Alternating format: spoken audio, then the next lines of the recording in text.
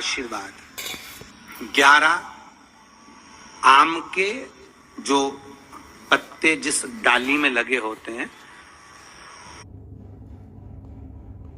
आम के पल्लव में शंकर का आशीर्वाद।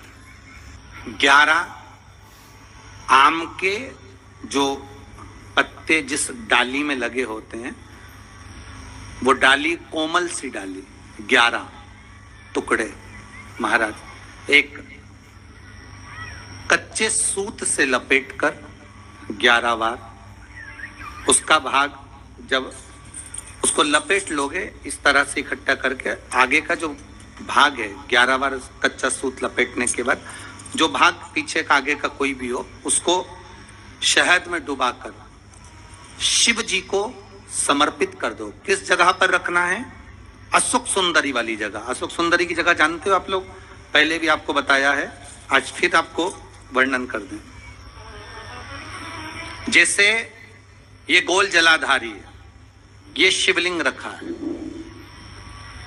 ये 2 जहां से पानी बह रहा है बाबा के चरणारविंद, राइट में श्री गणेश जी का स्थान, लेफ्ट में कार्तिकेय का स्थान, बीच में अशोक सुंदरी की जगह। शंकर भगवान की 6 लड़कियां हैं। की अष्टमी के दिन शिवलिंग पर अगर लगा दिया जाए, जिंदगी में दुख तुम्हारे आसपास भी नहीं भटक सकता, सुख की अनुभूति होगी। शिव महापुराण की कथा कहती है, बड़े ध्यान से सुनना। कभी जिंदगी में अगर मौका मिल जाए, कभी जीवन में तुम्हारे घर में गौ माता हो या कोई गौशाला हो और तुम्हें मालूम है कि ये गाय का ही दूध है, ये गौ माता का ही दूध है, तो कभी जीवन में अगर मौका मिल जाए और अगर तुम्हें कोई कह दे कि तेरी किस्मत में सुख नहीं है, तेरी किस्मत में थक के खाना लिखा है, तेरी किस्मत में दुख लिखा है, तेरी किस्मत में हमेशा थक के खाना लिखा है, कोई कह दे तुमको, तो उसकी सुन लेना। और आखिरी में केवल बेलपत्री का ये बीच वाले भाग पर गौ माता, अगर देसी गाय अगर कहीं हो, उसका अगर दूध सुबह का समय का मिल जाए, शाम का दूध नहीं, सुबह का यदि दूध मिल जाए, इस बेलपत्री के मध्य भाग में, आप लोग आस्था चैनल पर आप इस पत्ती, बीच की पत्ती के मध्य भाग में थोड़ा सा दूध लगाकर, नीचे के भाग में भी थोड़ा सा दूध लगाकर, दोनों पत्तियों में गाय का घी लगाकर भगवान शंकर के शिवलिंग पर कभी मौका मिल जाए जिंदगी में एक बार, किसी भी सोमवार की अष्टमी के दिन शिवलिंग पर अगर लगा दिया जाए, जिंदगी में दुख तुम्हारे आसपास भी नहीं भटक सकता, सुख की अनुभूति होगी। दुख में भी सुख आएगा, किस्मत में दुख लिखा है वो तो आएगा, पर दुख में भी सुख की अनुभूति होगी। आएगा दुख, पर दुख भान नहीं होने दे। पांवों में अगर ठोकर लगी है तो थोड़ी तो चोट लगेगी, पर जूता पहने हो तो ज्यादा लगेगी क्या? जम के तो बोलो रे, नहीं लगे, क्योंकि जूता पहन रखा, तुमने पहले से सेफ्टी कर रखी है, तो चोट नहीं लगेगी। ठोकर लगी, कष्ट हुआ, पांव में थोड़ा कष्ट हुआ, पर इतना नहीं हुआ। अगर नंगे पैर होता, चोट लगती तो ज्यादा लगती। अष्टमी बहुत सुंदर दिवस है, बहुत बहुत बधाइयां महाराज। सोमवार की अष्टमी का मतलब आपको इंदौर की कथा में बताया था, जिस दिन शंकर और पार्वती के मिलन का दिवस हो, और केवल एक माता पार्वती के अकेले मिलन का नहीं, 64 योगनिया तक भगवान शंकर से मिलने के लिए आती है। जिस लड़के की शादी नहीं हो रही हो, सोमवार की अष्टमी पड़ने पर एक लाल फूल चंदन में लगाकर, जहां पर अशोक सुंदरी का स्थान है, उस अशोक सुंदरी वाले स्थान पर ले जाकर, अगर सोमवार की अष्टमी पड़ने पर लड़का या लड़की जिसका विवाह नहीं होता वो चढ़ा देता है, मात्र 3 महीने में उसका विवाह पक्का हो जाता है। मात्र 3 महीने। अशोक सुंदरी का स्थान शिव। बहुत तकलीफ है और नहीं हो रहा काम, बहुत दिनों से लगे हो, नहीं हो रहा, हरा मूंग ले जाओ।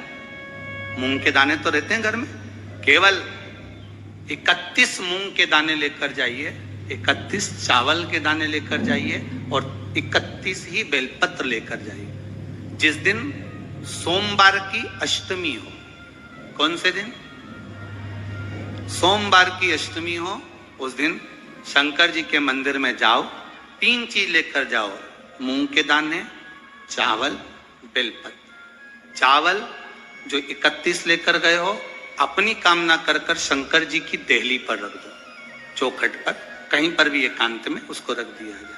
मूंग के जो दाने लेकर गए हो 31, वो नंदी के पास में, जो नंदी का पांव ऊंचा रहता है उस पांव के पास रख दीजिए।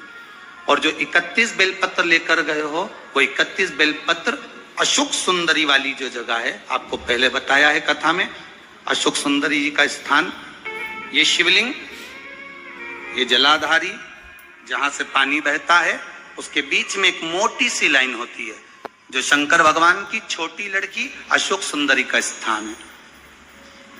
शिव जी के 13 बच्चे हैं, 13 बच्चे में सबसे छोटी लड़की अशोक सुंदरी यहीं पर विराजमान होती है जहां से पानी नीचे गिरता है। प्रत्येक शिवलिंग के सामने एक मोटी सी लाइन होगी।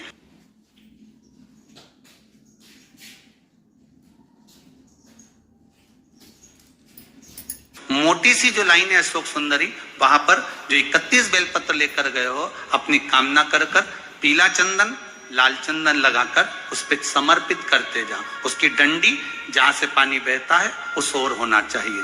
आप निवेदन कर कर देखो, एक सोमवार की अष्टमी पर कर कर देखना, दूसरी सोमवार की अष्टमी आएगी, अपने आप आपका काम हो गया होगा। बाबा से निवेदन तो करो, क्यों भटक रहे? एक मात्र शिव मंदिर में झाड़ू लगा रही हैं अहिल्या, साधारण सा भाव, केवल एक झाड़ू।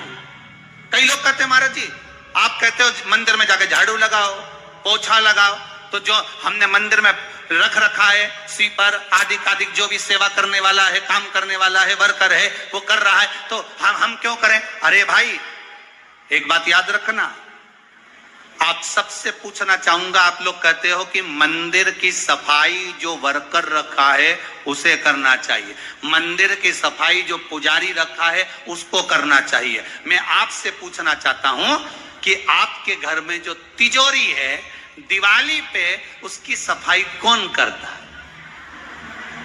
नौकर करता है? अरे बोलते तो जाओ, नौकर करेगा? नहीं। वर्कर करेगा?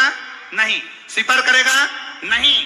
तिजोरी की सफाई कोई दूसरा नहीं करता, तिजोरी की सफाई हमें करना होती है। उसी तरह मंदिर की सफाई ना पुजारी करे ना कोई वर्कर करे, जो दर्शन करने जाए वो करे, क्योंकि ये तिजोरी है हमारी, ये तिजोरी है हमारी, यहां से हमें मिलता है, ये मेरा देव महादेव देता है। और धतूरे का फूल,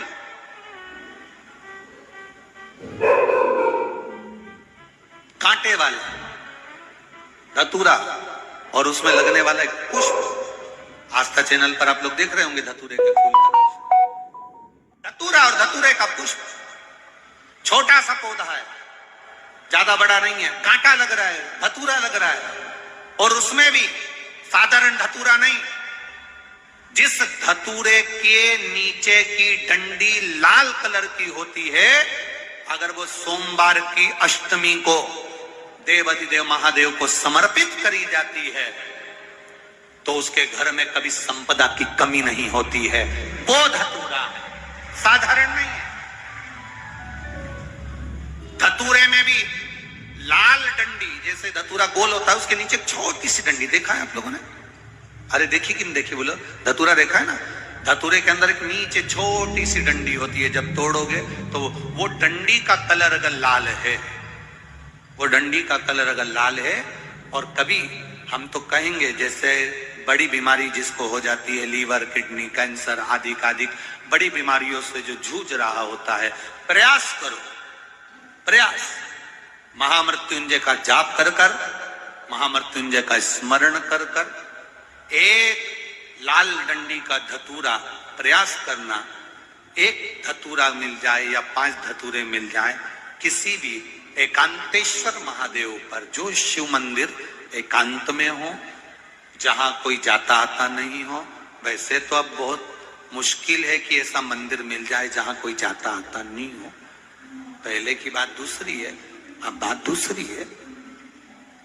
फिर भी कहीं आप रोड पे से निकल रहे हो, एकांतेश्वर महादेव अगर आपका दिख जाए, बहुत बीमारियों से ग्रसित हो, तो भी महामृत्युंजय जाप का स्मरण कर कर या किसी विद्वत ब्राह्मण जन से महामृत्युंजय मंत्र का जाप कराकर या भगवान शिव के मंत्र का जाप स्वयं कर कर वो भी ना बने तो पंचाक्षर मंत्र नमः शिवाय, षडाक्षर मंत्र ओम नमः शिवाय या श्री शिवाय नमस्तुभ्यम जप कर वो लाल डंडी का धतूरा 5 एकांतेश्वर महादेव को आप समर्पित कर सकते।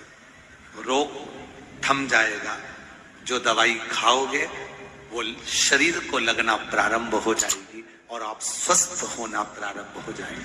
अगर बड़ा रोग, वीर शंकर के मंदिर में जाओ, शिव जी का पूजन कर जब वापिस आओ तो शंकर भगवान के मंदिर में जो बाहर नंदी बैठता है उसके कानों में ओम नमः शिवाय बोलकर अपने मन की कामना उसके कानों में बोलकर आप आ जाइए, आपकी कामना 3 महीने में पूरी हो जाती है। नंदी का ईश्वर भगवान का स्मरण करिए। अगर 7 बेलपत्र आप शंकर को समर्पित करते हो तो 1 बेलपत्र नंदी भगवान पर भी अवश्य समर्पित करो। नंदीश्वर भगवान शिव को समर्पित, 1 बेलपत्र नंदीकेश्वर की ओर चढ़े। और बहुत ध्यान दीजिए महाराज, अगर कोई काम अटक रहा है, नहीं हो रहा, बहुत प्रयास करा तो भगवान शंकर के मंदिर में 5 बेलपत्र चढ़ाइए। और शंकर भगवान की जो छोटी लड़की है अशोक सुंदरी, आपको बताया था ना अशोक सुंदरी का स्थान, भगवान शंकर की 6 लड़कियां हैं, उसमें से सबसे छोटी लड़की अशोक सुंदरी की जगह पर 1 बेलपत्र चढ़ाइए।